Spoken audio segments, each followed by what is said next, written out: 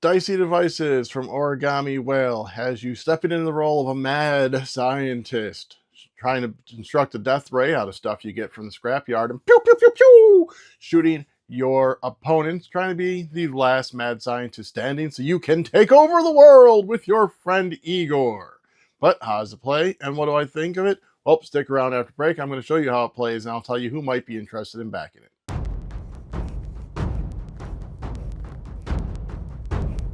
All right, let's dive in briefly how to play Dicey Devices. Again, this is a prototype copy. Make sure to check out the campaign to see what has been added, changed, etc. So to begin setup, each player is going to grab a player board and all the pieces in their color. They are going to grab their bots. They're going to put 7 down here in inactive, 3 up here in deployable. They're going to put their Igor up here in Igor's perch. Their pocket battery is going to be turned to this gear side and placed on 1. You're going to put your death ray up here on your death ray board. Each player is going to choose a character. They do not have any special abilities, but you're just going to grab one, place it right down here where it says character face up, not showing the side with the incapacitated.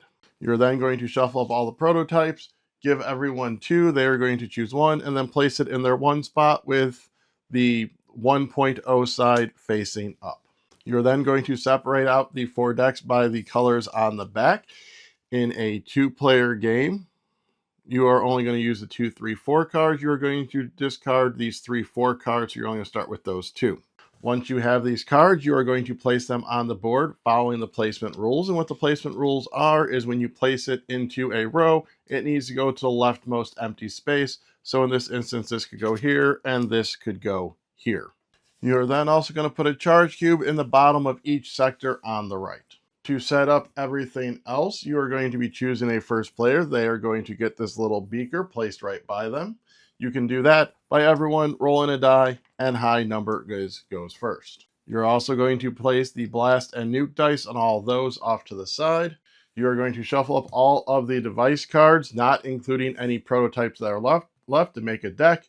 You are going to deal 1 out to each space around the scrapyard. There are some cards that have these little stars by their name. Those are for advanced play. If you do not want to play with them, make sure to remove them before you do this setup. You're also going to shuffle up and have the deck of death ray mods. You are going to have the sector modifiers that will be off to the side.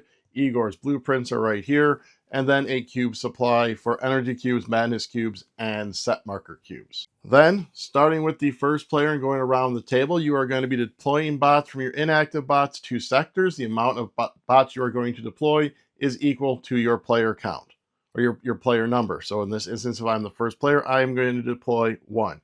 So we'll say I'll go ahead and place here. The next player is going to deploy. You need to follow the deployment rules. This will come up later in the deployment phase. The deployment rules are in order to deploy to a sector, you need to have dominance when you are done deploying to that sector. So in this instance, 1 is we're tied. They are not the dominant player. So they would need to place 2 here in order to have dominance and be able to place any cubes there.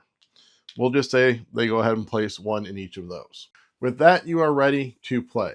So Dicey Devices is going to be playing, taking turns back and forth, where you are going to be going through a set of 6 steps to roll dice, collect items, buy things from the scrapyard, to collect sets to be able to shoot your opponent with your death ray and incapacitate them. When you are the sole scientist left that is not incapacitated, you win the game. So the first step of a turn is if you are incapacitated, so if your card is flipped over like this, you are going to attempt to revive yourself. There is 2 ways to revive yourself. The first way is you are going to roll the dice. If you get doubles, you are revived. If you do not get doubles, you can spend 6 scrap in order to revive yourself as well. You are allowed to spend the 6 scrap after attempting to roll doubles, so you could do the roll first. Next is going to be blasting. You are going to skip this step if you are still incapacitated, or if you do not have a built death ray. We will get into blasting after I explain the rest of the game. There will be a timestamp down below if you want to just jump straight to blasting. Next will be the lab step. So in the lab step, the first thing you are going to do is you are going to flip your pocket battery to a chosen resource side, and you are going to place it on one of the sectors. So in this instance, let's go ahead and have it on the scrap side and place it on this 5. Next, you are going to take both lab dice. You are going to roll them down and then you're going to choose how you wish to use these dice. So there's 4 different ways you can use the dice. You can separate them and put them in 2 separate sections. You can combine them and put them in one section. You can put one in one section and bank the other by placing it up there and placing one of your inactive bots up there.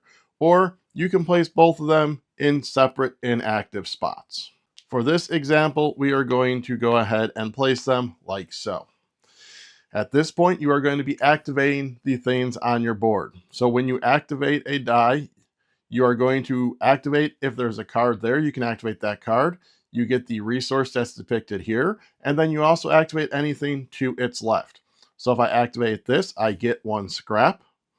This is, you activate a bot, and then you can activate this card, which is produce 1 bot, which comes up here. This also has a combo effect that would happen if another red card was orthogonally adjacent like so, is I would do the combo effect. So you'd be doing the same thing down here with the 1 is deploying a bot, and then you'd be activating your prototype, which is recall an active bot to your deployable section, then deploy a bot. So again, these would all be different with the different types of prototypes. Your pocket battery will activate itself and any card that might be in that section, but it does not activate the stuff to the left. So in this instance, I would simply get a scrap. If I had placed it here, I'd get a scrap and I would activate my pink card. As for with banked dice, what those are able to do is, so say on a previous turn, I had banked a 3. When you have a banked die, you can do one of 2 things with it. You can use it to change a die. So if I have this 1, I could spend my bank to change it up to a 3. Alternatively, I can add it to my roll. So I could spend this 3 with this 4, 6, which would make it 10, which would place it down here. For these spots on the right, when you activate these, you're simply going to take a charge cube and place it in its designated section. You will be getting cards that augment these sections. Those do not activate when you place dice on them. Those are going to have a special type of activation that we'll go over when I show you one of those cards. There are 2 other things you can do during this phase, as long as you have the charge cubes, is you can spend a battery charge cube to activate any card in your lab that has not been activated yet. And that is one thing I'll mention now, is you cannot activate the same card twice. So say I had gone here and I had used my 6, I would not be activating this spot because it's already activated by the pocket battery. So this will not activate 2 times. Next one is the wild shot. When you do the wild shot, you are going to choose an opponent. You are going to roll the dice. You are going to add them up. And then if they have a card in that spot, you are going to shoot it and destroy it, and it goes to the discard pile. After the lab phase, you are going to move into the collect phase. What you're going to do is you're going to take the dice that you have here. You are going to place them in their appropriate sectors. And then starting with the lowest sector and going around to the highest sector, you are going to collect where the dice are. When you activate a sector here, you are going to see who is the dominant player. They are going to have a choice of buying the card for the denoted amount of scrap that's in the upper corner, or just taking a scrap. So in this instance, we'll say that they go ahead and buy this card, and then they take one of their cubes back, putting it in their inactive bots. You're going to go around. We now activate the 6. I'll say I want to buy that wild card, so I spend my 3 scrap. I bring this back to my inactive, and I now place this on my board, again, following those placement rules of it needing to be in the leftmost spot. So we'll just go ahead and place this there. In regards to some of these cards, so if we look at this card right here, this is an instance where this is going to augment the battery. So you would just simply place that on your battery spot. There are these advanced cards that have the word tip on them. When those get activated, you are going to tip them by turning them sideways. And then when you activate them later, you'll possibly be able to untip them. At this point, let's go over set collection. So if by gaining cards, I have this. This is 4 different types. Looking up here at the different sets you can have 3 of the same color, 4 of the same color, 4 different, or 5 different colors. I have 4 different colors. What happens when you get a set is you are going to take a cube. You are going to place it on where you have that set. You are then going to grab a modifier card and placing it next to it. You can use a card to make different sets, but you cannot use a card to make the same type of set. And actually right here, I should point out, I do have a wild card, so I would have already had that 4th one. So if I got this one, that would be a 5th one, and you would draw an extra card. So now what I mean by it not being able to be used as for another one is, so say I ended up getting this green card right here. I can't say I have this set of 4 and then this set of 4, because I'm reusing those cards to make the same type of set a set of 4. Same thing if I would have gotten this pink card, pink, and wild would mean I'd have a set of 3, again, grabbing another one of these cards. This is going to pertain to when I go over the blast phase here in a minute. But after the collect phase, you are going to go in the deploy phase. This is where you are going to take any deployable bots you have, and possibly your Igor if you want, and you are going to deploy them out here to the scrapyard how you see fit. Again, abiding by those deployment rules. You can deploy Igor. Igor counts as half a bot for determining dominance. So in theory, if I put that right there, I would have dominance because I'm at 1.5 to their 1, and then I could just throw 2 there. The other purpose of Igor I did not go over before is when you do your dice roll, you can reroll 1 or both dice before assigning them into your lab. Once you are done with your deployment phase, it is the cleanup phase. You are going to replace empty card slots, starting with Sector 1. Sometimes you may get these event cards. That is, this one is when acquired, but some of them might say when revealed. But again, you are just going to go around the board, again, refilling all of the slots. And at this time, you are able to swap the location of 2 of your cards. So say there was a card that wanted to be a combo, you could then switch it next to that card to have that combo. For instance, I may swap these cards out, and then this would give me 3 pink, and this is where we go ahead and talk about Igor. The Igor blueprints, you can grab one of these when you get 3 in a row, either in a row or in a column. And then once you grab them, you can choose which side you want and place it on your board. You're allowed to only have 1 Igor blueprint, and it cannot be taken away from you. You're also going to check to see if your prototype upgrades. If you've activated it twice, it will upgrade and you'll simply flip it over. Going back into the blast phase. So once you have at least 1 combo on your board, your death ray is active and you are going to stand it up. So when you do the blast phase, you are going to choose a player that you wish to blast. You are going to turn your death ray towards them, and then you're going to do a roll based on how many sets you have. If you have 1 set, you are simply going to roll 1d6. If you have 2 sets, you're going to roll 2d6. If you have 3 sets, you are going to roll the nuke blast die that has this nuke symbol, which is 2 unblockable hits. You are also going to have a blast equal to how many sets you have. So in this instance, we have 3 sets, so we're going to be able to do 3 blasts. But let's go ahead and say we just had 2 sets. So what's going to happen is you are going to roll the 2 dice. Your opponent is going to roll 1 die. You're going to choose the highest of your dice and compare it to their die. If you have higher and they have a shield, it is simply going to bounce off of their shield. If you have higher and they do not have a shield, they are going to become incapacitated and flip this card over. Now, specifically in a 2-player game, at this point, the other player is going to attempt to do that revive phase of rolling the 2d6, trying to get pairs, or spending 6 scrap. If they are unable to, at that point, you win. Again, that is 2-player only. Otherwise, you would simply flip over your card, and then Igor has to come down here and attempt to revive you. If you roll lower than them, then you missed. At that point, you will get a Madness Cube. Madness Cubes you can use before you roll a die for either attacking or defending in order to add 1 to the roll. You can spend as many Madness Cubes as you have. So after you do the 1 blast, if you still have some, you can target the same player, or you can switch again, doing the same type of roll. So there are a couple other ways that doubles interact with these boards. So you'll notice that your even numbers have the doubles on them. At least here, your 1s, your 2s, 3s, and 4s. If you roll double 4s and you place them here, instead of activating this and to the left, you instead can activate the column. So your 4s here, your 2s, your 3s, and your 1s. And then if you have these doubles, when you go ahead and go to activate over here, the first thing you're going to do is you're going to grab one of these modifiers and you're going to add it to that section, which will now modify that section. If the section already has a modifier on it, you're going to replace it again with the top one. But again, you are going to play until you are the last one standing. Again, these are a lot of the basic rules. There are a little bit more idiosyncrasies, and you can go ahead and check out the campaign and the rule book for all of those.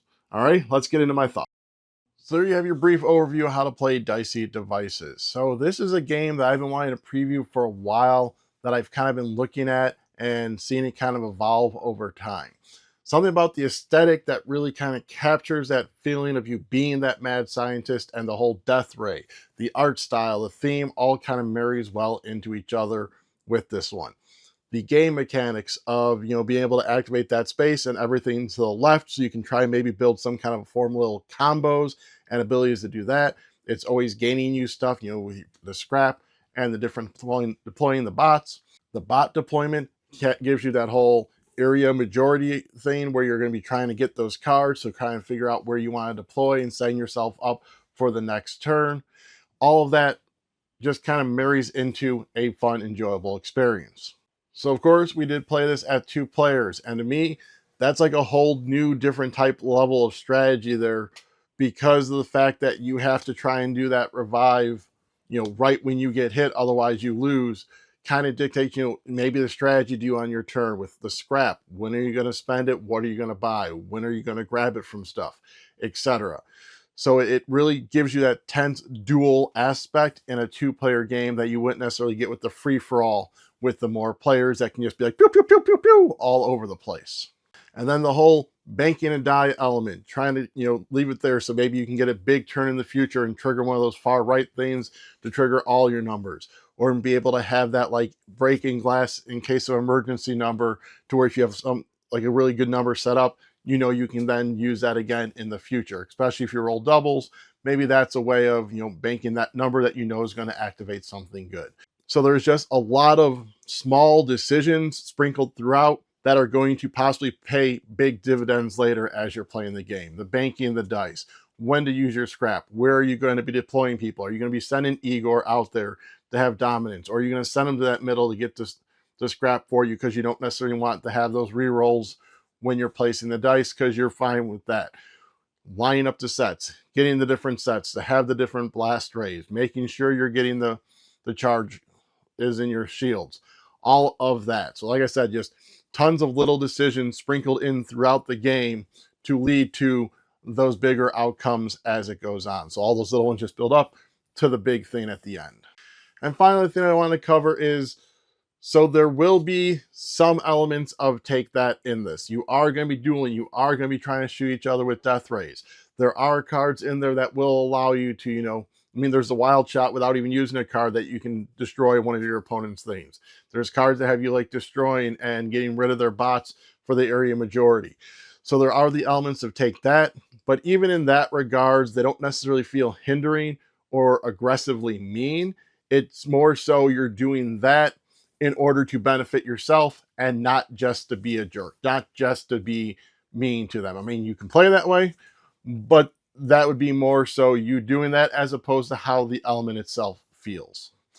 And you're doing it so you can have a better death rate and shoot them. So who is going to be interested in backing this? If you are looking for that game with the small decision spaces sprinkled out as opposed to one huge decision space, then this is going to be it for you as you make those decisions throughout all the elements of your turn. Which one's the bank? Where are you placing the dice? How are you going to activate this? Where are you going to lay out your cards? Are you going to move them? Are you going to set up for combos? What sets are you going? What strategy are you going with?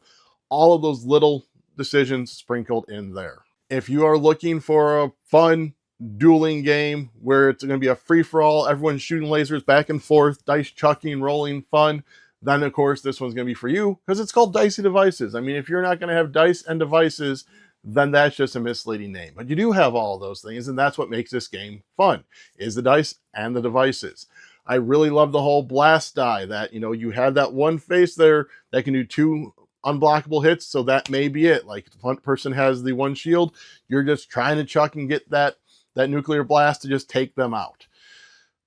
If you are looking for a strategic 2-player experience where you are having to really pay attention to what your opponent's doing and managing your resources for the ability to make sure you revive yourself, then this is definitely going to be one for you as well. If you're looking for a game that's all about building fun chaining combos by using those dice and activating a bunch of stuff, then again, this one is for you.